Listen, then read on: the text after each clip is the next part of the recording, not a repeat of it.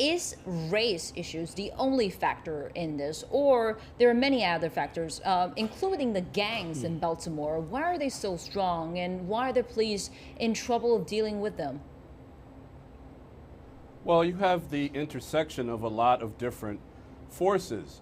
You have poverty, despair, hopelessness. You have lack of meaningful job opportunities or education. I mean, Baltimore is a metaphor for many older industrial American cities which have been, on the decline, whereas you have cities, say, in China like Shanghai, which have been on the rise. Well, Shanghai's rise is Baltimore's fall, and you see what has happened. And with black people who have constantly been on the bottom rung of opportunity, this creates just generations of dysfunction on many levels, in terms of family breakdown, in terms of lack of education, and escalates the effects of the economy. There's an old saying in America: blacks are the last hired and the first fired. And when you pile all that up, you create a situation, especially among young people, especially among young men, where they are disconnected and they will look for any way to be connected. And that is how you have institutions that are possibly illegal. Now, Freddie Gray was not in a gang. Freddie Gray was a petty criminal, indeed selling marijuana, which I might point out, that is something that even conservative presidential candidates in the United States are saying should not be illegal. So he was basically assaulted with his spine crushed for something that many people don't think should even be a crime. So when you mix all of that into it, you have a recipe for disaster. But the fact is that he has been in and out of jails for many years. But the problem is the city of Baltimore consists of 63% of blacks. The mayor of it is a black person, and the commissioner of the police is black there. So is there a problem that they're neglecting the fact of black on black crimes and just protecting the white properties? Well, I mean, they're the same source, but it's two different things. I mean, black on black crime is crime. I mean, just like white on white crime, et cetera, et cetera. However, a lot of the sources of that are this despair and just an underground economy and underground lives, and that pressure cooker will definitely produce crime. Now, at the same time, people still have to keep order, general order, in society, and general order in the municipality, in the city. And that's what the mayor and the police commissioner are doing. Now, the problem is if the mayor and the police commissioner are perceived to be assisting or covering up for racist or criminal cops, that is going to be a problem for the community, the general community. There are African Americans in the city and in the nation. I mean, you heard what the president said, who abhor violence. I abhor this violence too. But you have to understand what's at the root of it. And a lot of what's the root of it is also at the root of why people go out and buy drugs, use drugs, and even shoot each other. This hopelessness that has never been addressed. Right. Let's take a look at some background here. In fact, Freddie Gray's death is only the latest in a string of cases in the U.S. where black men have died after contact with the police. In July 2014, Eric Garner was killed by a police checkhold in New York. And in August, Michael Brown was killed by Darren Wilson, a white police officer in Ferguson, Missouri. And early this month, Walter Scott was shot from behind 8 times as he drove away from Officer Michael Slager. So can we call this a pattern, a systematic problem existing in the U.S. policing system? Mr. Liu. Yes, when I was in the States for about 8 years, I saw many similar cases. We could trace we could literally piece together all these cases. They just point to one thing.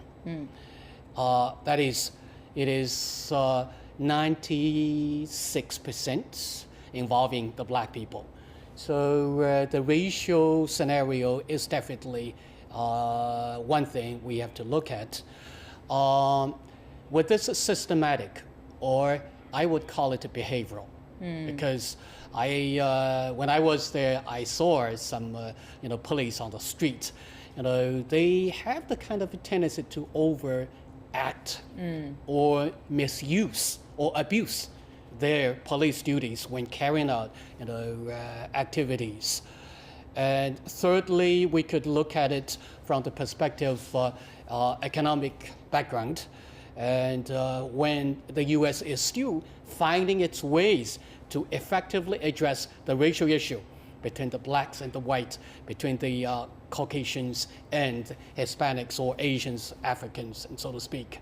So these are the things we do have to look closely when we try to identify why these things happen, and we are going to see more to happen. And Mr. Barack Obama has said earlier that the rioting in the city of Baltimore has highlighted a crisis existing in the policing system in many American communities, and he has also called on the whole nation to do some soul searching and to reflect on its system. Mr. Chambers, will it be an empty rhetoric, or there will be some real action into the root of the problems? I think that there will be some real action in certain police departments, even in Charleston, South Carolina, where Walter Scott was basically murdered, and this officer is being charged with murder by a white officer. And Charleston is the cradle of the Confederacy, pro-slavery Confederacy in our Civil War. And even they've been proactive in immediately arresting this person. But I mean, there are many, many police forces across the country. They are reflective of American society, where certain violent white criminals aren't even subjected to this kind of treatment. You know, you don't hear of white children like Tamir Rice in Cleveland, who's shot on a playground when he was playing with a toy gun with his friends. I mean, you have that disparate treatment. So you have a situation in police departments. A lot of people are coming off of military service, where they have been under a lot of stress.